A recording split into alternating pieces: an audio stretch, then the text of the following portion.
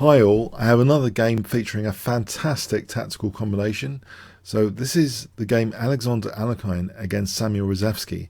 These two titans of the chessboard had met a few times, and the score between them, according to chessgames.com, is Alexander Alekhine beat Reshevsky 2-1 with 2 draws.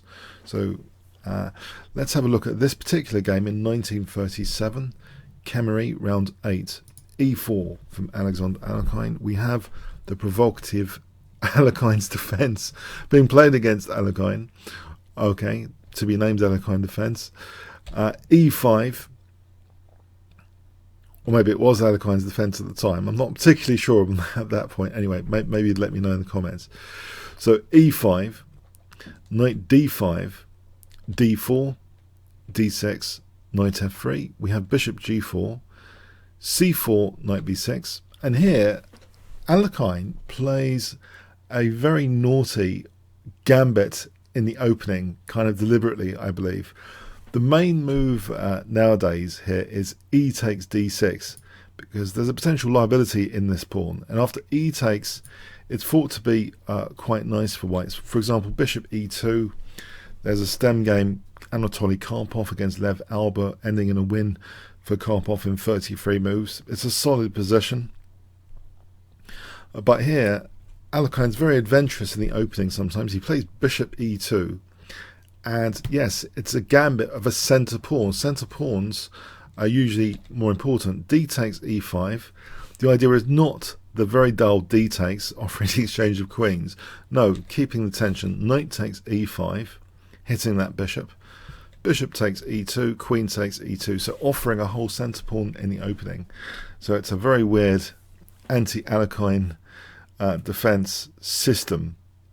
In fact, believe it or not, this position had occurred in a much later high-level game after bishop e2, and the player with the black pieces, Jan Elvist, played e6 against Magnus e6, so didn't go for this. Yeah, it's quite interesting. That ended in a win for white as well, though. Probably not because of that, but anyway. So knight takes e5, bishop takes. We have this gambit, so a very strange sideline of the Alekhine defense. So Alekhine had been playing a lot of these weird and wonderful gambits for piece pressure, and to generate the nice possibilities for combinations, I believe. White castles, knight 8 d7. Here, if e6, already you can feel the pressure on the black position. For example, rook d1, queen h4. This position here, there's a tactical opportunity even here with c5. For example, here, queen b5 check, knight takes, and yeah, black is getting in big trouble tactically.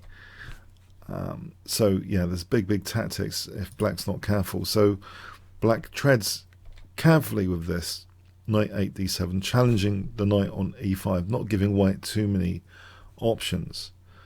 Knight takes d7, knight takes, knight c3. You can see white's ahead in developments, and the d file is a good tempo gainer, in particular for against the queen.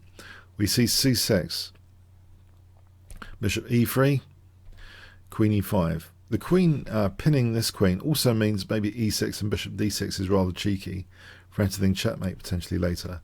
Rook ad1, e6, queen f3. Black castles doesn't go for the threat of mate in 1, and doesn't go for bishop e7. If we have a look at bishop e7, can you see what white can do here, which shows the actual piece pressure on the black position? White's got a very interesting tactical move here. 5 seconds to pause the video. Okay, knight b5. Yeah, it's a very difficult move to kind of think about. After c takes, rook takes, the king's still in the center and is getting in huge trouble. For example, like this is a massive advantage for white. The rook's not doing anything there against the queen. White's got a load of extra pawns coming up. So yeah, there's some dangers lurking.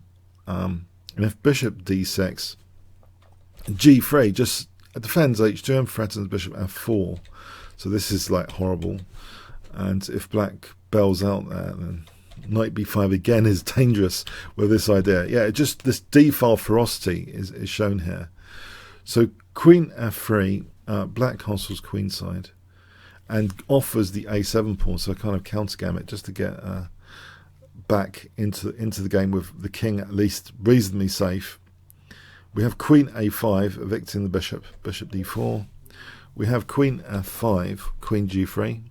Looking at that b8 square, e5, bishop e3, bishop b4. Now knight a4, it looks a little bit dangerous on the dark squares potentially for black, and these possibilities of using the b6 square. Bishop a5, and now actually quite a curious move I felt in some respects, but I guess Alekhine wants to knock out this pawn to blast open this diagonal, and he plays this move f4. This might not be the absolute best move in the position, but it does serve, you can see the idea just to rip open this diagonal, and gain another tempo on the queen potentially. It's quite lucrative.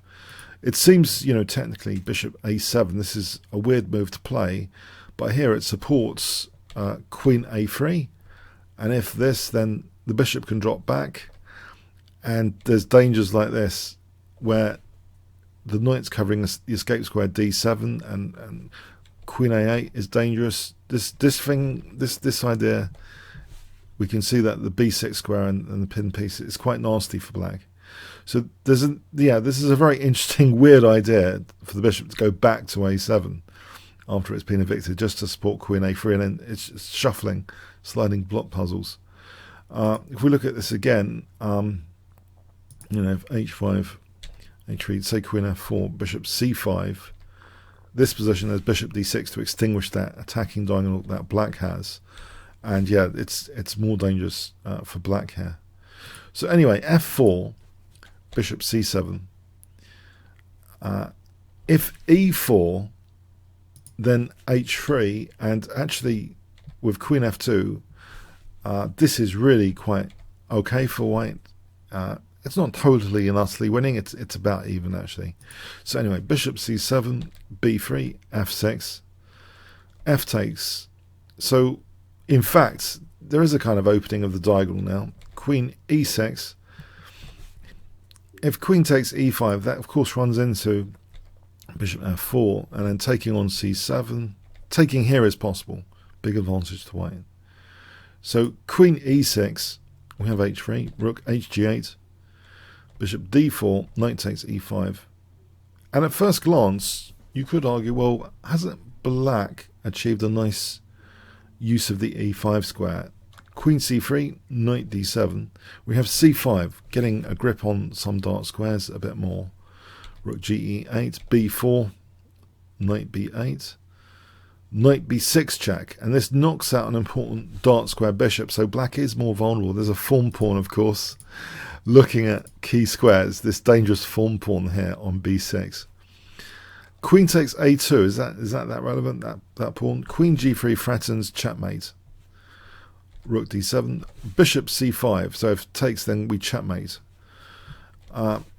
Also strong in this position, apparently, bishop takes f6.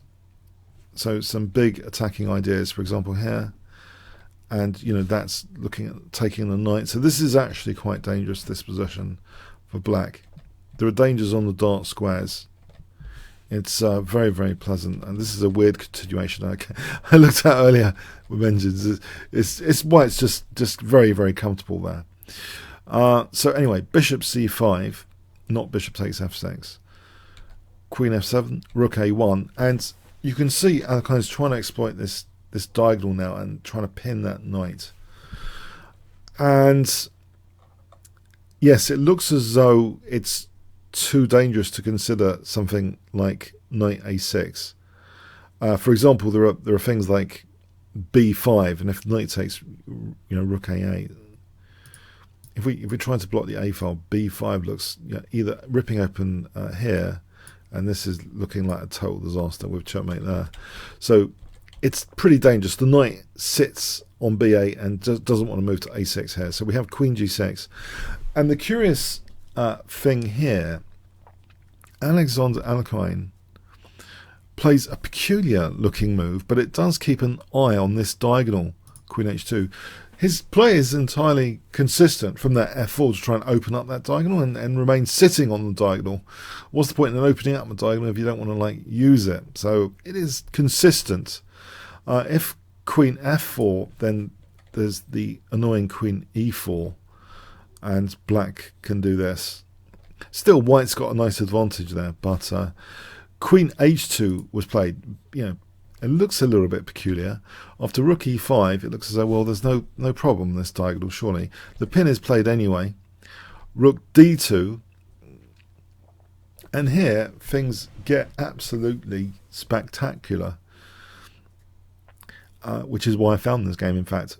There's a beautiful, beautiful combination here, which has made it into many middle game books. Also, the game itself was one of the celebrated games at Chess.Games.com as well, probably owing to this wonderful combination here. So test your forcing moves and your creativity here.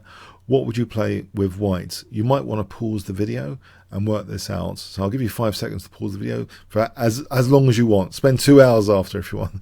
But here is your chance. If you want to pause the video and work out what does white play, work out the full combination if possible. Okay, 100 points for the first move. Rook takes B8 check. So that form pawn is now taking out those escape squares of the king. And here, can you see what white plays? Okay. 100 points for this. Queen takes E5 check, blasting through to that 8th rank. Yeah, if the game actually ended here.